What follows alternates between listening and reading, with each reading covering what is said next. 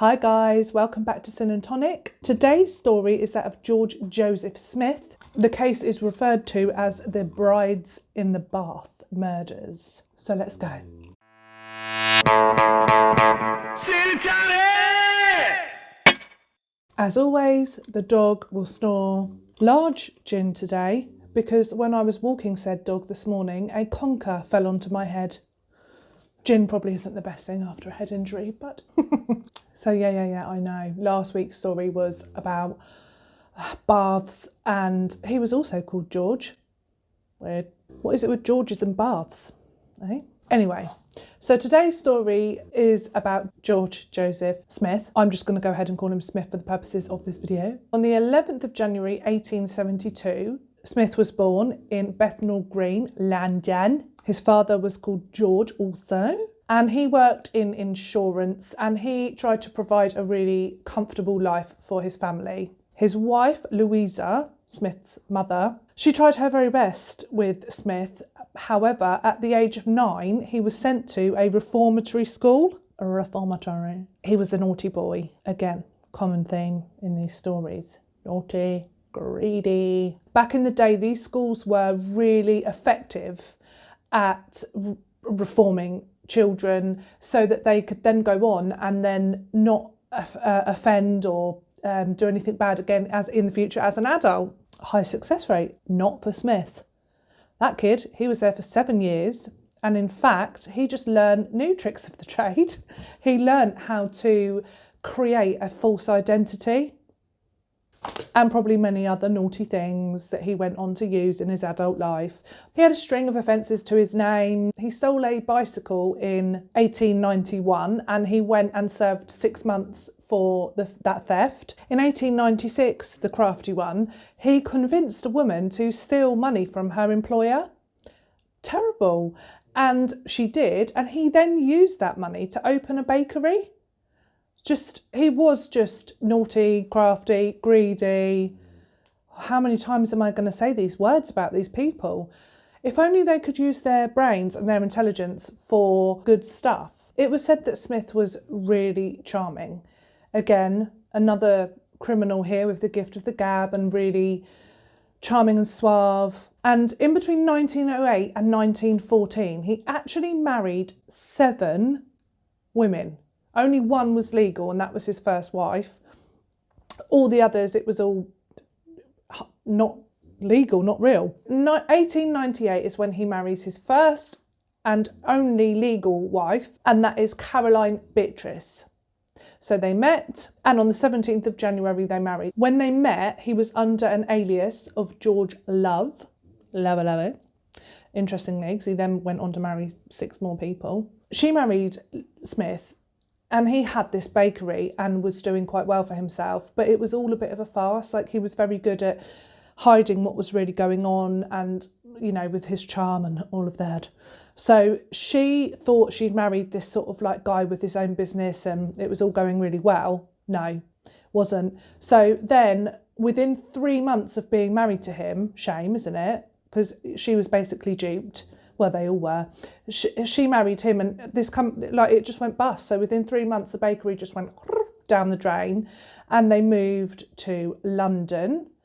And this is where he made her get work. He was like, "You've got to work now, bitch, because like my business has gone down the pan." So poor woman now has to work as a maid of all things as well. So she gets jobs in London, and then they kind of flip between London, Brighton and Eastbourne. And she does the same thing that he convinces her to do what he did with this other woman, where she is a maid and she then has steals from her employers. So they flitted between London, Brighton, Eastbourne, kept doing that so that she wouldn't get caught. But what always happens?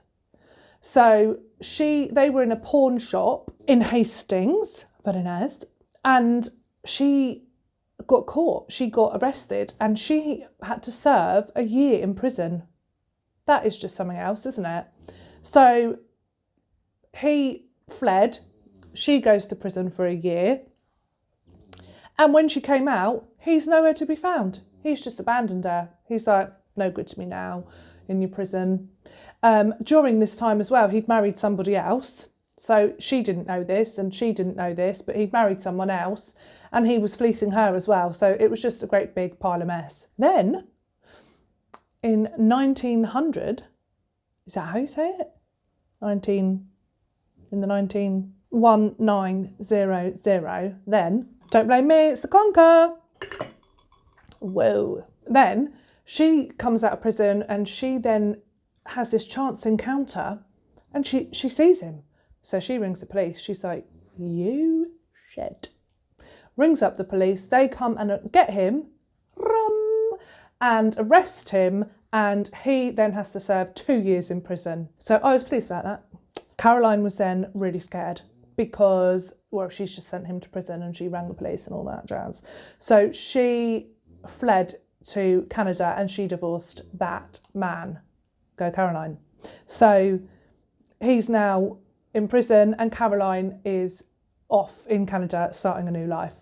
You go, girl. So now we're going to jump forward a little bit. So to 1910, I can say that one. He then changes his name to, he's out of prison, he changes his name to Henry Williams. So he's had a few names now. I do apologise.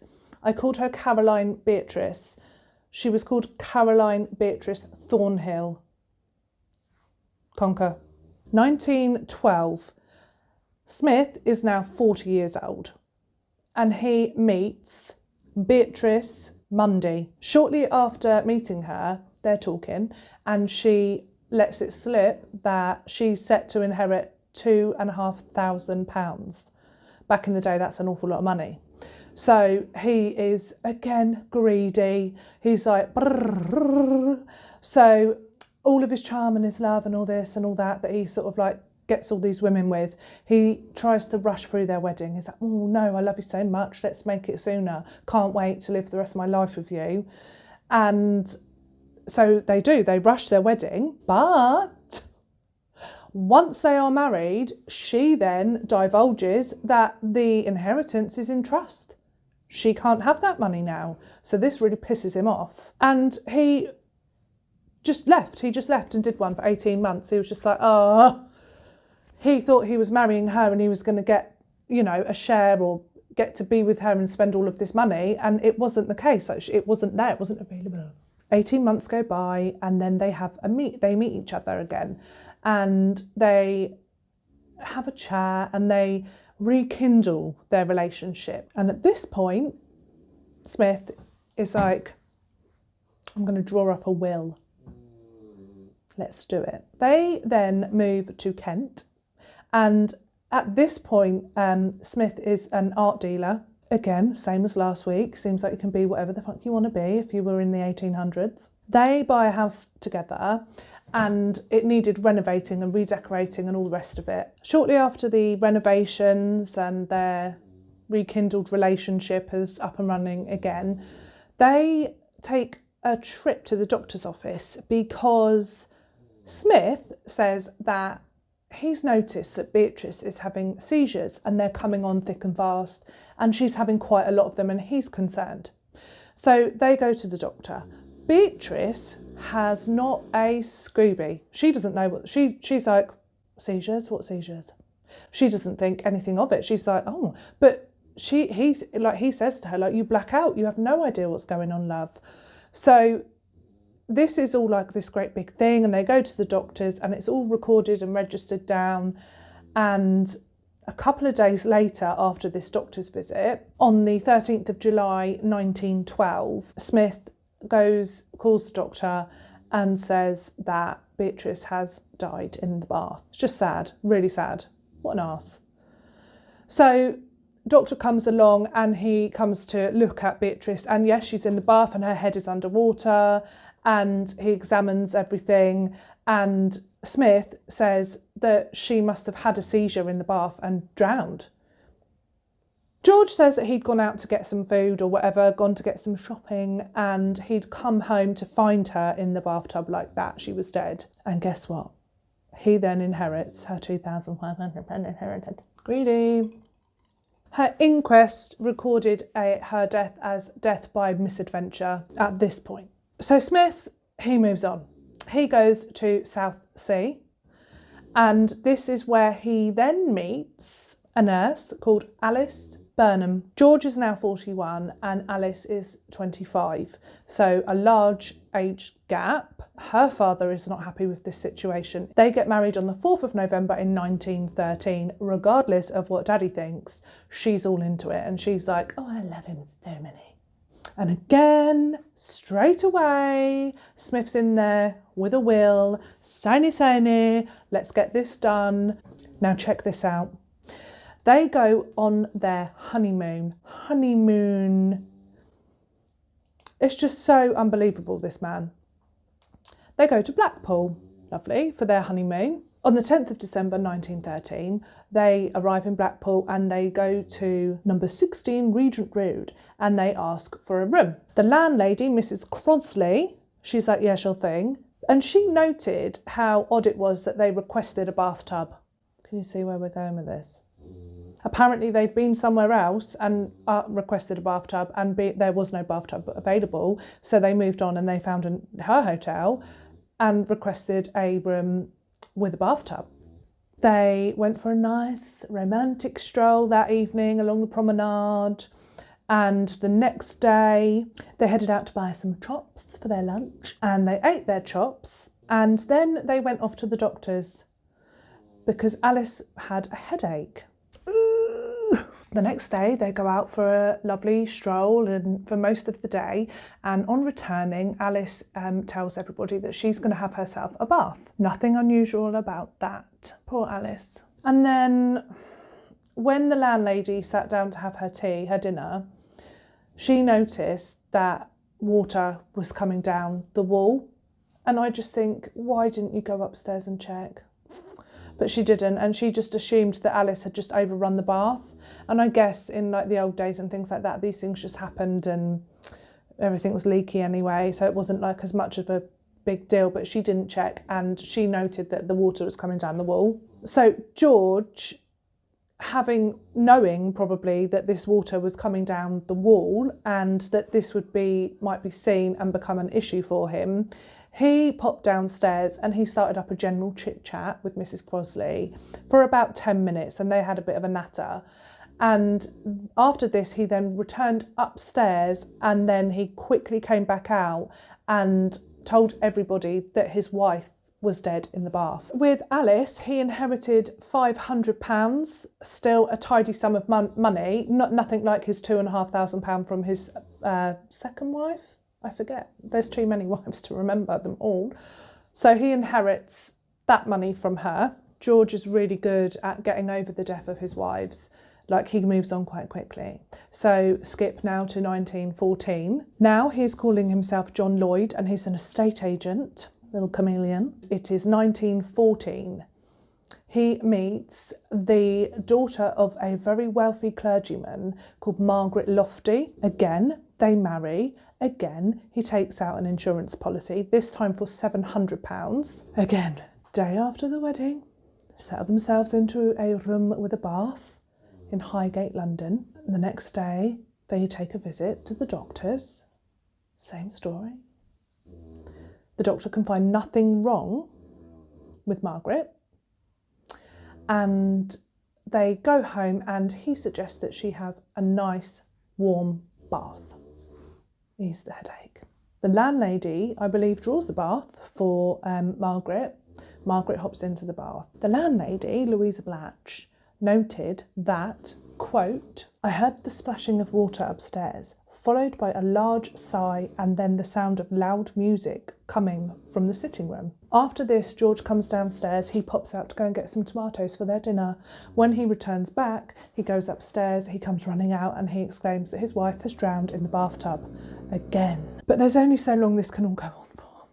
The day after Margaret's death, there is a newspaper article, Bride's sudden death in the bath. He's left his wake of destruction, hasn't he, Smith?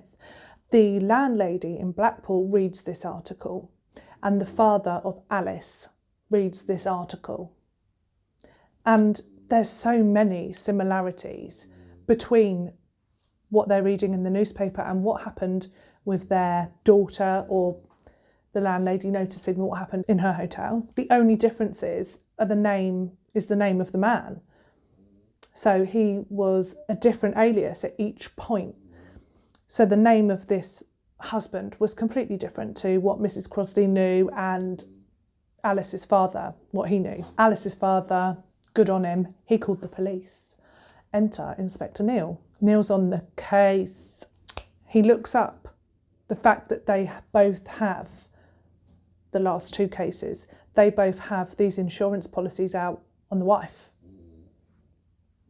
He tells the coroner to write up a report on Margaret, the latest victim.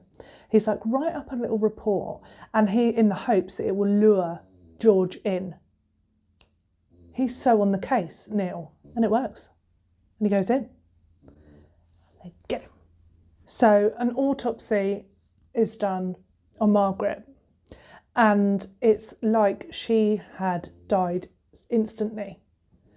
They needed to check and make sure that her death was death by drowning, and then they exhumed Alice's body and they did the same, and it was the same situation. It was like her death was instant, almost like she'd had a stroke in both of these cases. That's like bizarre. Following the arrest of George, Inspector Neil gets the pathologist Spilsbury on the case. They need to determine how Margaret died and Alice, and they need to piece it all together. And then Spilsbury, like a true CSI, he's like, let's order some tests with the same bathtub and let's see how this could have happened, how this would have worked. Love that. Because of this, another newspaper article is produced, and a police officer from, do you remember Beatrice, the first bride in the bath? He's like, I had a case very similar to this, Beatrice. So he starts talking with Inspector Neil and the pathologist, and they need to work together to discover whether this is the same man. So Inspector Neil sends a photograph of Smith over to this police officer, and it comes back and he's like, yes, that's the husband. So now he's tied to all three of the women. The pathologist, Spilsbury, he now knows about Beatrice too, and the fits, because Beatrice, he said that she was having seizures. The other two, he claimed they were having like bad headaches and things like this. Sorry, excuse me, Alice and Margaret, not the other two, Alice and Margaret. But with Beatrice, he was saying she was having seizures. And then, so Spilsbury's like, when you have a seizure, your body like goes stiff, and like he knows how the body would move and stuff when it was having a seizure. And he notes that the bathtub was 5 foot and she was 5'7". So if she was having a seizure, it would have pushed her head like above the water line, like she wouldn't have been under the water. But this kind of like, he was like really racking his brain. He was like, how could she have drowned then? And they did all of these experiments with like divers, professional female divers, to discover what happened and how it could have happened. Again, just so CSI, I love it. So they tried like pushing them under, but there was so much like resistance, and he would have ended up with injuries, and she would have definitely had marks on her body from being forced under the water, and that wasn't the case. She didn't have any forceful marks of being held underwater on her at all. No. So then, now this genuinely did shock me and frighten me a little bit, because it made me think how easily and quickly you could do this to somebody. Not that I would, but I was a bit freaked out, because I was just like, oh, you know, and it sends a shiver down your spine and you're like, no, that's too like easy to do. Like I just didn't know. He grabbed the legs of a diver and she wasn't expecting it, and he yanked her underwater. So boom, like that, like pulled her straight under the water like that. And then he looked down and she was just still, completely still in the water. So gets her out and deals with her and like resuscitates her or whatever. I don't think she was dead. I think she passed out. She was unconscious, but God, that's a close one. So sorts her out, and he said like, oh my God, like what happened? Like what was that? And blah, blah, blah. And she just said the last thing she remembers is just a rush of water, and then she was just passed out. What? That's terrible, isn't it? Don't ever like do that to anybody. Oh my God, it made me just feel like really sick. I was like, that's like crazy, isn't it? I just don't like it. So what he was saying is that when the force of like pulling someone's legs like that and forcing them underwater really quickly, like the rush of water that would go into your nose and through your mouth, and you weren't expecting it because you're not bracing yourself for it. It's like, that would have been enough to make somebody pass out. And then, right, yeah, and explains why there's no forcible marks of drowning on the body at all. I still don't like it. On the 22nd of June, 1915, Smith stood trial at the Old Bailey. He was charged with the murder of Beatrice or Bessie Mundy. He wasn't charged with the murders of Alice and Margaret, but they were given as evidence towards the case, and the jury took only 22 minutes to decide that he was guilty. On the 13th of July in 1915, George Joseph Smith, who was found guilty of murder, was hanged in Maidstone prison. Fucking dog. Shut up, please. Awful one, really. Gives me the heebie-jeebies the way that he did that. All for a poxy bit of money. Good job I've got a large gin, because that one did freak me out. I don't like that at all. No. Those poor women. Here's to them. Today's gin is delightful, and I went with these. These are super handy because they're like, maybe one would be enough if you were having yourself a normal sized gin, but because of the Conker incident, I had a large one. So I used 2 of these, but I really like them. I think they're super handy. And I do really like Fever Tree. I do. And how cute is that? Cute. So this one was just the Indian tonic water, natural flavourings, delicious and low in calories. Fever Tree, refreshingly light. Lush. And my gin, it is Sipsmith London Orange and Cacao. I don't know how you say that. Cacao. Did you seriously? I know, trying to kill me off. But it's beautiful. And look at the label. It's beautiful. I like the colour of the gin. I like the bottle. Lovely. And I love this, like it's all waxy here. And it's a...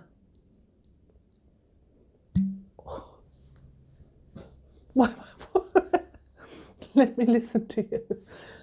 Delish. And while we're here, can I just show you this? Da, da, da. Look at the gold. How pretty. Yeah. Oh, and lights up. I don't know if you can see that very well in the daytime, but M&S have bought their Christmas globe gins out. Get yourself one. But I'm going to go and lock myself in another room because I'm really scared. Thank you so much again for joining me this week. I hope you enjoyed. Shush! I hope you can come again next week and join me for another true crime story and a glass or a bowl of gin. Bye!